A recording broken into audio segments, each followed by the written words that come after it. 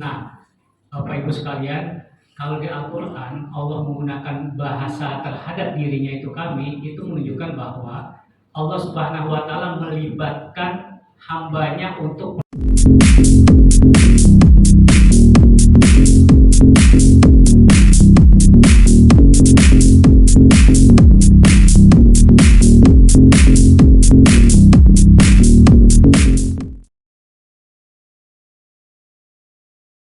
Bismillahirrahmanirrahim. Assalamualaikum warahmatullahi wabarakatuh. Waalaikumsalam warahmatullahi wabarakatuh. Alhamdulillah alladzi arsala rasulahu bil huda wa dinil haq liyudhhirahu 'ala dini kullihi wa kafa billahi syahida. Asyhadu an la ilaha illallah wahdahu la syarikalah wa asyhadu anna Muhammadan abduhu wa rasuluhu la nabiyya ba'da. Allahumma shalli wa sallim ala nabiyyina Muhammadin wa ala alihi wa sahbihi wa man tabi'ahum bi ihsanin ila yaumiddin. Bapak-bapak yang dihormati Allah Subhanahu wa Ta'ala, dan semoga kita semua Bapak dan Ibu dirahmati juga oleh Allah Subhanahu wa Ta'ala. Amin.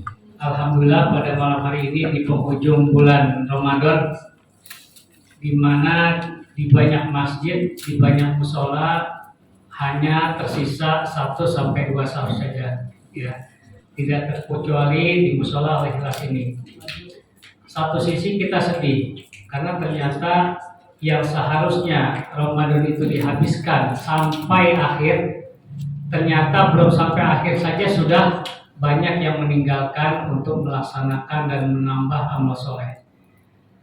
Itu hal yang sedihnya. Di sisi yang lain, kita bersyukur bahwa kita mudah-mudahan menjadi salah satu dari orang-orang yang Allah pilih untuk bisa menghabiskan Ramadan ini tetap sholat berjamaah. Ya. Hadirin Bapak dan Ibu sekalian, malam ini saya akan membacakan surat Al-Anfal ayat 2 dan 3 yang isinya mengenai sifat orang yang beriman. Namun demikian, diawali biasanya setiap akhir dari bulan Ramadan, imam itu membaca surat apa? Az-Zalzalah. Surat Al-Qadar.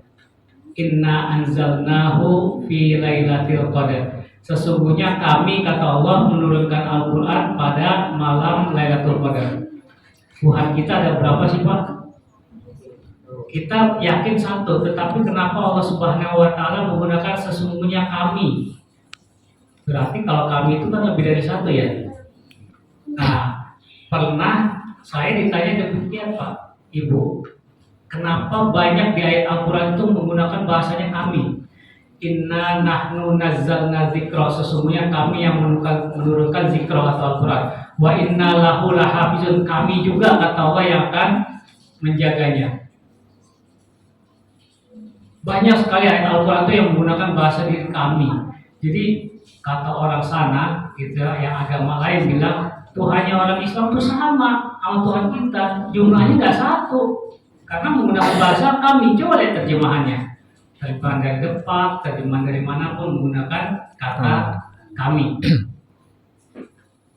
Nah, Bapak Ibu sekalian, kalau di Al-Quran Allah menggunakan bahasa terhadap dirinya itu kami, itu menunjukkan bahwa Allah Subhanahu wa Ta'ala melibatkan hambanya untuk proses pelaksanaan. Misalnya untuk menurunkan Al-Quran, Inna anzalnahu fi lailatul qadar. Sungguhnya Allah menurunkan Al-Quran pada malam Lailatul Qadar, menurunkan secara utuh di Lauhil Mahfuz. Itu Allah melibatkan siapa? Melibatkan malaikat Jibril alaihissalam. Kemudian Allah Subhanahu wa Ta'ala di ayat yang lain itu sesungguhnya kami yang menurunkan Al-Quran dan sesungguhnya kami pula yang menjaganya. Allah Subhanahu wa Ta'ala menjaga Al-Quran lewat siapa?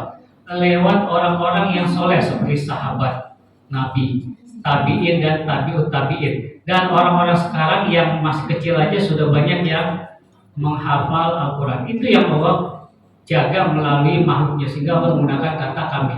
Atau di ayat yang lain, sesungguhnya kami meniupkan angin, kemudian meniupkan awan, dan berhenti pada tempat tanah yang tandus, kemudian hujan dan akhirnya menumbuhkan tumbuh-tumbuhan dari tanah yang tandus tersebut. Kenapa Allah menggunakan bahasa kami? Karena Allah melibatkan angin, melibatkan awan, yang akhirnya nanti tumbuhan itu yang dari tanah gersang menjadi subur kembali. Nah, berbeda ketika Allah Subhanahu wa taala menyangkut masalah peribadatan. Ya. Misalnya apa? Ud'uni astajib lakum. Kalau mau minta, berdoa, ud'uni, langsung aja minta kepadaku, kata Allah. Astajib lakum, pasti aku akan kabulkan. Allah membahasakan ini aku, artinya kita nggak boleh minta kepada selain Allah Subhanahu wa taala. Qul huwallahu ahad, katakanlah dia itu satu, huwa. Kalau huma dua, hum banyak, ya. Qul huwallahu ahad, katakanlah dia, Allah yang esa. Jadi Allah itu mengatakan dirinya satu, ya, gitu. Wa idza sa'alatka ibadi anni fa inni qarib, wahai Muhammad, kalau orang-orang bertanya kepadamu di manakah Allah, katakanlah bahwa aku ini dekat. Ujibu da'watad da'i idza da'an, aku akan mengabulkan permintaan jika kalian meminta. Nah, Allah menggunakan bahasa aku. Jadi kalau berdoa Pak, nggak boleh lewat perantara, ya, nggak boleh lewat perantara orang yang sudah mati. Ya, kalau kita minta doakan kepada orang yang masih hidup boleh, ya, itu namanya wasilah. Misalnya ada bapak atau ibu yang pergi haji atau umroh, salah satu tempat yang diistijabah adalah di Masjidil Haram sama di Masjid Nabawi, ya. Kemudian kita titip, bapak ibu tolong doakan saya supaya begini begitu. Nanti pada saat bapak dan ibu di sana, meskipun dia bukan ustaz, bukan ustazah, kita minta doa kepada dia. Kenapa? Karena dia di posisi yang tempatnya istijabah, gitu. Jadi ada istijabah itu karena tempat, karena waktu. Misalnya sholat tahajud itu waktu yang bagus, atau misalkan saat bulan Ramadan, itu juga sama. Baik, Bapak Ibu sekalian, di dalam surat Al-Anfal ayat 2 dan 3, innamal mu'minuna alladzina idza dzukirallahu wajilat qulubuhum, sesungguhnya orang yang imannya bagus apabila dibacakan atau disebut nama Allah, wajilat qulubuhum, maka hatinya bergetar. Ibnu Katsir, ya, seorang ulama tafsir yang sangat diakui oleh seluruh dunia, mengatakan pengertian wajilat qulubuhum, hati kita tuh bergetar, adalah hati kita langsung takut kepada Allah Subhanahu wa taala. Jadi ketika disebut Allahu Akbar, azan, itu kan ada kata Allah, ya. Kita langsung takut tuh. Takut untuk melakukan kemaksiatan. Itu menurut Imam Ibnu Katsir. Jadi pada saat kita pengen nyogok orang, kita mikir, wah nggak boleh nih. Pada saat kita melakukan transaksi dengan riba, kita takut nih, wah ini nggak boleh sama Allah nih. Pada saat kita ingin bohongin rakyat dengan janji-janji palsu, kita takut.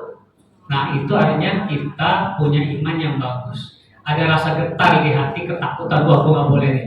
Tapi pada saat melakukan perbuatan jelek, kita nggak ingat Allah, berarti imannya tipis sekali, dan itu harus diwaspadai. Yang kedua, wa idza tuliyat alaihim ayatu zadathum imana, kalau dibacakan ayat Allah, ayat Al-Quran dibacakan, maka zadathum imana, imannya pasti bertambah. Jadi Bapak Ibu hadirin sekalian, meskipun Al-Quran itu dulu aja dari zaman dulu, ya, udah 15 abad, tapi baca pertama, baca kedua, baca ketiga, dan seterusnya, apalagi sampai hatam, itu nilainya berbeda di hati seseorang. Kalau kita baca Al-Quran nih, sekarang hatam, tahun depan hatam lagi tiap Ramadan, tapi rasa kita sama, hambar-hambar saja, itu ada masalah dengan keimanan kita. Nah, caranya supaya berasa dan tidak hambar, saat kita baca Arabnya, sebelahnya ada terjemahan, kita baca terjemahannya, supaya kita lebih menyatu, bukan cuma sekedar kitab seperti primbon yang bahasanya kita nggak ngerti. Jadi Al-Quran itu nggak manfaat sama sekali, ya, cuma menambah pahala saja, tapi nggak ada manfaatnya, gitu. Jadi harus kita baca terjemahannya. Nah, orang bilang kita cuma baca terjemahannya, tak bisa sesat. Lupakan bahasa itu. Ya, bahasa itu membuat orang jadi malas untuk membaca terjemahan Al-Quran. Kalau kita takut untuk sesat, gampang Pak.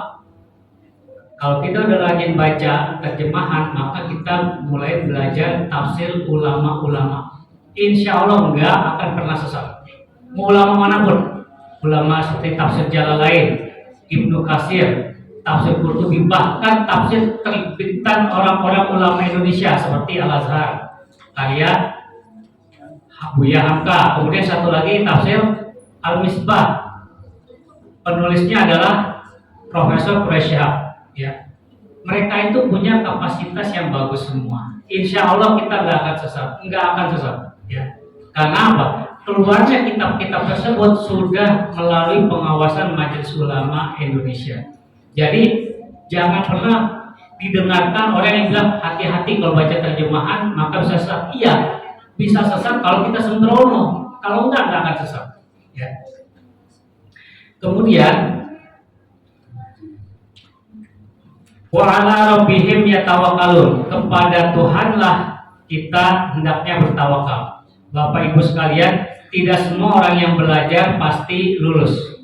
Namun untuk lulus harus belajar sebagai sebuah ikhtiar yang kemudian tawakal. Kalau kita sakit maka kita minum obat, tapi minum obat belum tentu kita sembuh. Jadi merupakan ikhtiar kita minum obat kemudian tawakal kepada Allah Subhanahu wa taala. Nah, kemudian sifat berikutnya adalah orang beriman alladzina yuqimunas shalah, orang-orang yang mendirikan sholat. Ini yang terakhir. Orang-orang yang mendirikan sholat. Ciri orang yang beriman adalah orang yang mendirikan sholat. Kesannya ini remeh Pak. Masalah sholat itu masalah yang remeh kesannya. Padahal tidak. Contoh, kenapa sih orang yang sholat, misalkan keluar dari sholat Jumat nih, langsung ditangkap oleh KPK? Bukankah dia orang sholat? Ya. Kenapa sih orang sholat tapi bermain money politics, baik calon anggota legislatif maupun capres dan cawapres banyak bermain uang. Kenapa? Mereka cuma melaksanakan sholat, bukan mendirikan sholat. Dan Allah Subhanahu wa taala, Rasulnya enggak pernah nyuruh dengan bahasa kita disuruh melaksanakan sholat, enggak pernah ada. Ya. Jadi Allah Subhanahu wa taala selalu membahasakan dirinya, membahasakan perintah sholat dengan alladzina yuqimunas sholata. Pasti mendirikan sholat. Kalau habis azan akan iqomah, itu bahasanya juga aqoma, yuqimu, iqomatan, yuqimunas sholat. Semua pakai bahasa mendirikan. Karena apa? Mendirikan berbeda dengan melaksanakan. Kalau cuma melaksanakan, kita bisa melatih hewan ciptaan Allah yang pintar, misalkan kera, untuk diri, ruku, i'tidal, sujud, semuanya mereka bisa. Kalau untuk bacaannya, kita bisa melatih hewan seperti burung beo untuk baca bacaan sholat dan bisa lebih fasih dari kita, makhrajul hurufnya dan panjang pendeknya. Ya, hewan-hewan itu bisa lebih hebat dari kita. Tapi mereka cuma melaksanakan sholat, belum mendirikan sholat. Belum lagi ada pencitraan macam-macam. Ini saya ngomong begini karena apa? Ini agama kita, ini ajaran agama kita. Jadi harus yuqimunas sholat, mendirikan sholat. Jadi kalau orang yang mendirikan sholat nggak mungkin melakukan perbuatan-perbuatan buruk. Ya, nggak mungkin negara kita heboh dengan pemilu kemarin sampai sekarang. Nggak mungkin terjadi kalau mendirikan sholat, bukan melaksanakan. Jadi jangan aneh, kok ada Pak Haji, Pak Ustadz, pejabat yang rajin sholat kok ditangkap KPK karena korupsi? Karena mereka baru melaksanakan sholat, belum mendirikan sholat. Jadi kalau ditanya, apakah Allah dan Rasulnya menyuruh kita untuk melaksanakan sholat? Tidak ada. Yang ada adalah mendirikan sholat. Melaksanakan sholat adalah salah satu bagian dari mendirikan sholat. Ya.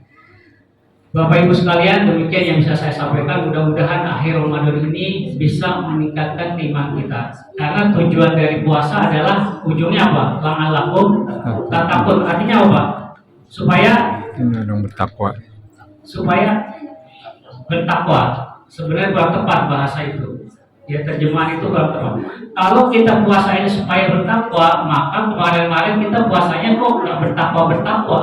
Kalau kita bilang puasa kemarin-kemarin kita udah bertakwa, kenapa sekarang harus puasa? Nggak usah puasa. Kenapa? Tujuan dari puasa adalah bertakwa. Kalau udah bertakwa harusnya kita nggak usah puasa. Berarti ada kalimat yang salah dalam penerjemahannya. Sama seperti kita minum obat supaya sembuh. Kalau kita udah sembuh, ngapain kita minum obat lagi? Kita makan karena kita lapar. Kalau kita udah kenyang, ngapain kita makan? Jadi cara artinya gini. Kutiba alaikumusiyam, diwajibkan bagi kalian berpuasa. Sama kutiba alal ladzina min qablikum, sebagaimana diwajibkan terhadap orang-orang sebelum kamu. La'allakum tattaqun, supaya kalian semakin bertakwa. Nah, bahasa semakin bertakwa ini bukan karangan, tapi tattaqun itu adalah fi'il, kata kerja atau verb.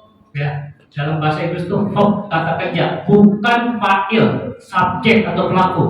Jadi bukan kita bertakwa, tapi supaya kita semakin bertakwa dari tahun ke tahun. Makanya harus dicek ketakwaan kita nambah apa enggak nih.